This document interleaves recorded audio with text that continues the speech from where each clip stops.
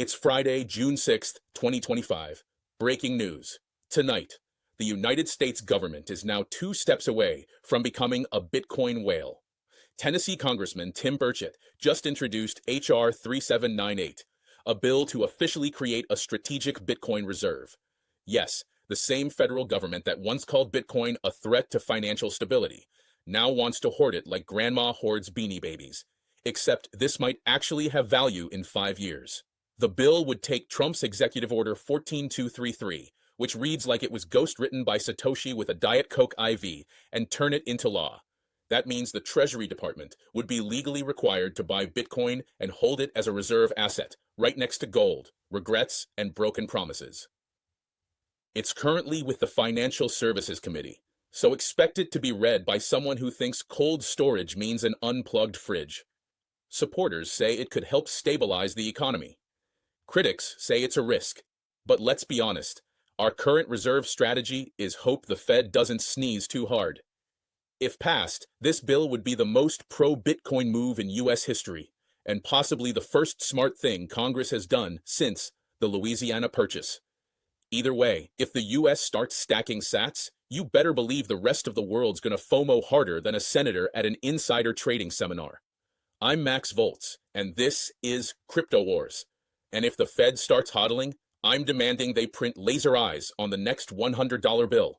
Metaplanet just declared war on fiat, and they're bringing 100,000 Bitcoin to the front lines.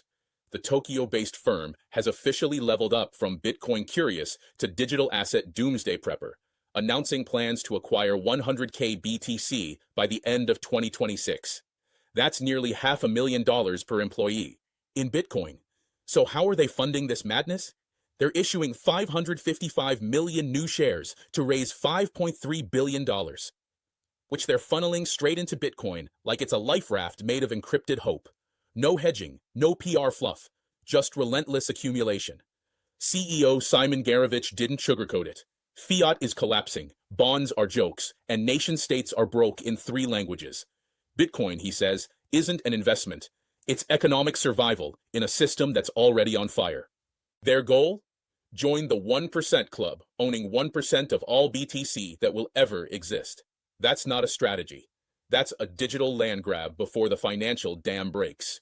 While your favorite tech stock buys back shares to keep the illusion alive, Metaplanet is out here reprogramming capitalism, 1 block at a time. In other news tonight, the Winklevoss twins are suiting up again. But this time, it's not to sue Zuckerberg. Gemini has confidentially filed for a U.S. IPO, aiming to cash in while crypto is hot. Bitcoin's over 100,000, and Wall Street suddenly pretends it always loved decentralization. No details yet, no valuation, no price range, just a stealth filing and a perfectly timed entry right after Circle's NYSE debut lit up the charts. The window is open, and Gemini's racing through it like the SEC forgot they exist. Analysts are calling this the beginning of a crypto IPO wave. Translation: the bags smell blood in the water, and it tastes like underwriter fees. This is a big swing for Gemini. After taking a beating in the last bear market and dodging the fallout from FTX and BlockFi like it's dodgeball in gym class, they're now positioning themselves as grown-ups in the crypto room, with suits, a prospectus, and maybe even a PowerPoint. And if the IPO lands, the twins get their legacy moment, finally becoming something more than those dudes from the social network. It's not just about going public. It's about revenge, regulation, and ridiculous valuations. Spain just gave its citizens the middle finger and then asked to see their seed phrases. The Spanish government has officially introduced a new bill that would force crypto platforms to rat out their users' holdings, transactions, and balances to the tax office. But they didn't stop there. They also want information on any crypto you hold abroad, because nothing says free country like your government stalking your wallet across borders. Thanks to the EU's DAC 8 directive, Spain's treasury will soon get juicy reports from any country that signed a data sharing agreement. So if you're a Spanish citizen with sats on a cold wallet in Paraguay, better assume Hacienda already knows, and that they're printing your face on a seizure warrant. And speaking of seizures, this bill also gives the Spanish tax agency brand new powers to confiscate crypto, not just freeze it.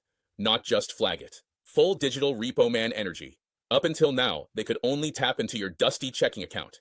But if this law passes, they'll be able to reach into your exchange accounts, your tokens, even your electronic money balances, whatever that means, like it's some kind of Eurozone Hunger Games.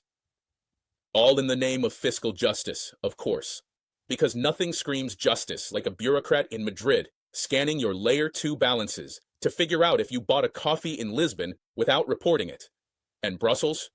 They estimate this crackdown could generate 2.4 billion euros in extra tax revenue, which will likely be spent on more surveillance infrastructure, rubber stamps, and overpriced jamón ibérico for parliament snack breaks. Spain used to be known for sangria, sunshine, and siestas. Now it's snitches, seizures, and surveillance. Viva la fiscalidad! Just don't forget to file your airdrops, peasant. And lastly tonight, the Bitcoin family has officially gone from unbanked to off-grid Jason Bourne mode. After a wave of kidnapping attempts, violent attacks, and global crypto extortion plots, Didi Taihu II, patriarch of the so-called Bitcoin family, revealed that his crew has now hidden their seed phrases across 4 continents. That's right, their crypto is scattered like Horcruxes, and even Voldemort couldn't unlock these wallets. In 2017, they famously sold everything to go all in on Bitcoin. But now, they've ditched hardware wallets, encrypted their seed phrases, split them into parts, and etched some into fireproof steel plates hidden around the world. If you want access, you'd better pack a passport, a shovel, and a decent grasp of OPSEC. Taihutu says even if someone held him at gunpoint, they'd only get what's on his phone wallet, basically enough for a smoothie. The real stash? Locked down in a multi-layered system that even Ocean's 11 wouldn't attempt. This isn't paranoia, it's adaptation. Crypto kidnappings are exploding worldwide. Morocco just arrested a suspect in a high-profile abduction. In France, thugs assaulted a crypto millionaire's father. In New York, a tourist was literally tortured for 2 weeks while kidnappers tried to extract Bitcoin credentials. Welcome to 2025, where having seed phrases is now a national security threat. On an individual level, the Taihudus have also pulled back from public life. After strangers tracked them down through YouTube travel vlogs, they stopped posting updates, moved homes, and now avoid entire countries like France. They still live full-time on the road, completely unbanked, with 3 daughters and 65% of their holdings in cold storage distributed around the planet. No centralized vaults, no third-party custody, just steel, secrecy, and a whole lot of air miles. In fact, security firms across Europe report that crypto execs are now hiring bodyguards and flying in professional protection after a spike in attacks. Apparently, decentralization is great until someone decides to decentralize your kneecaps. What started as freedom tech is now a full-on spy movie, because when your money lives in the cloud, you'd better be ready to go underground. That's it for tonight's transmission. I'm Max Voltz, and this is Crypto Wars.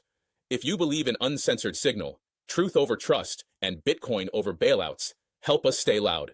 Like, subscribe, and share this with your freedom-loving crew. Every click is gunpowder. Every share is artillery. Stay sovereign and stay spicy.